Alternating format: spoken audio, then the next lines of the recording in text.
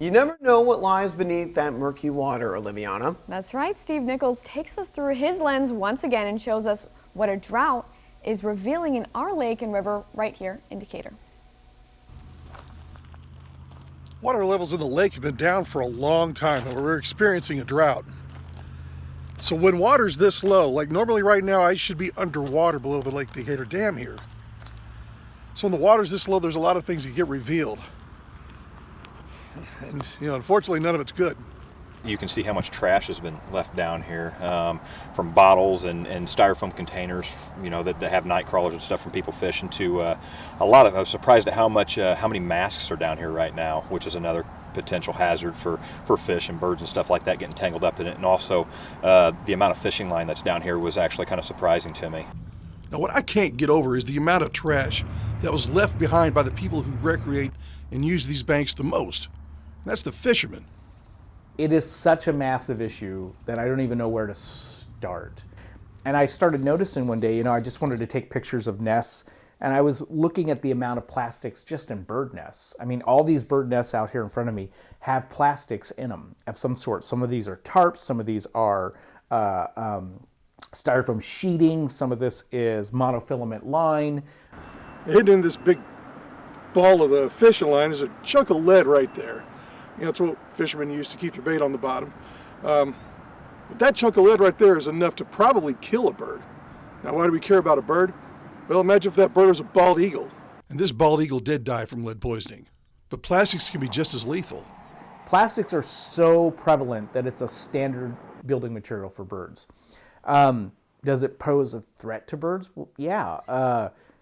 These plastics are much stronger than natural fibers. If a bird gets wrapped up in this, and we've had that happen. We've had baby birds that were literally hung up in the nest itself, and when they left the nest, they're just hanging there. It kills baby birds in the long run. It seems like there's no place anywhere that's off limits to litter. Some of my most sacred natural areas where I love watching stuff are also some of the dirtiest. The most litter. I've never seen as much litter at some of these places. We only have ourselves to blame for this mess. And especially fishermen, which, I'm a part of that group. So it's going to be up to us to clean this mess up. I now travel with a 5-gallon bucket in my truck. I now travel with one of those little hand picker-upper thingies.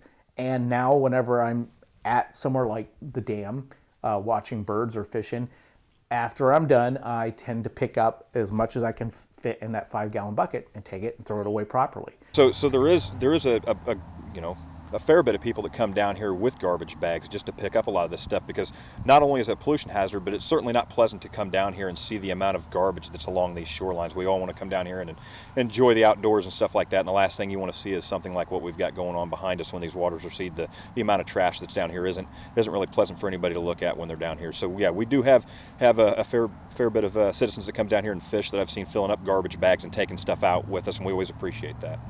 If we don't police it ourselves, Officer Reeves could do it for us, but you won't like it.